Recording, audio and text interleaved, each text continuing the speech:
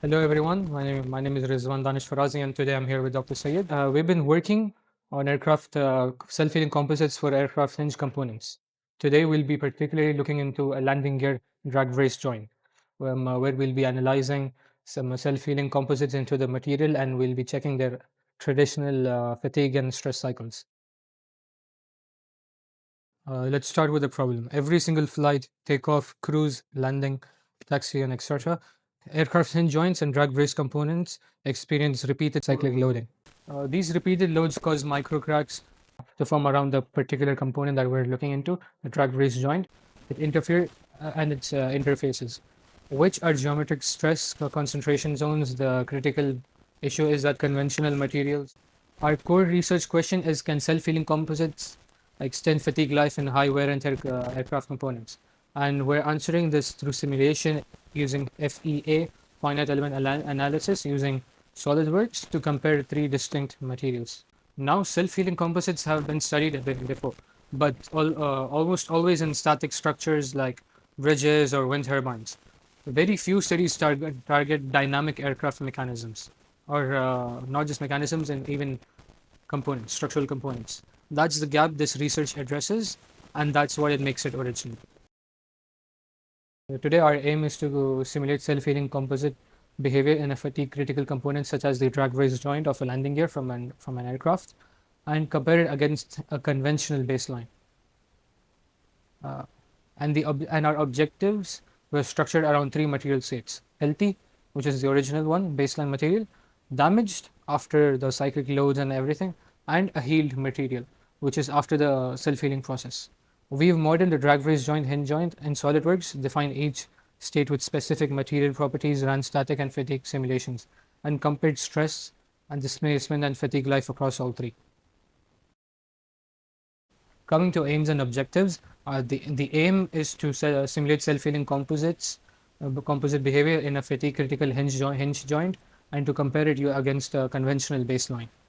Here's how we approached it systematically. We followed 6 steps: component selection, CAD modeling, material definition, static analysis, fatigue analysis, and performance evaluation.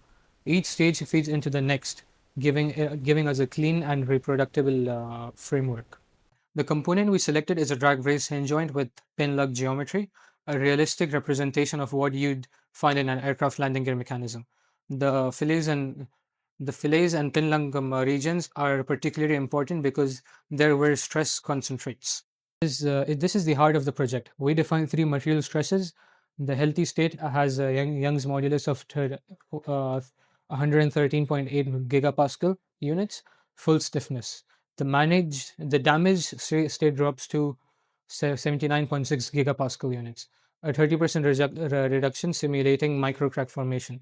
The healed state after the healing process, the healed state recovers to 96.7 gigapascals, representing 85% stiffness recovery. After self-healing activation, that 85% fatigue is backed by white ET all in nature, and confirmed by the following authors, who found 60 to 90% recovery ranges across aerospace grade composites. Our baseline simulation showed a peak von Mises stress of 14.98 megapascal in units, well below the yield strength, giving us a safety factor of around 55 times of what it can bear. Maximum displacement was just 0.00227 millimeters. However, the minimum fatigue life was 1000 cycles. The minimum fatigue life was 1000 cycles. And critically, the lowest fatigue point sits right at the pinhole region, if you can see the component. This confirms it as the primary fatigue initiation zone, exactly where self-healing composites would be more beneficial. The next stage is to run the damaged and healed simulations, then directly compare all three stages, looking at how stress, displacement, and fatigue life change.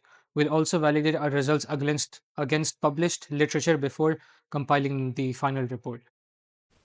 So, to conclude, we've successfully completed the baseline simulation and confirmed the pin lug region as the critical fatigue zone, where we've established a rigorous three-stage simulation framework grounded in published literature.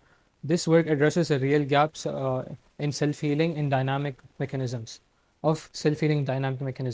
not just static structures. And if validated, this approach could support the design of smarter aerospace components that need less maintenance, that last longer, and perform more reliably. Thank you very much for listening to us today.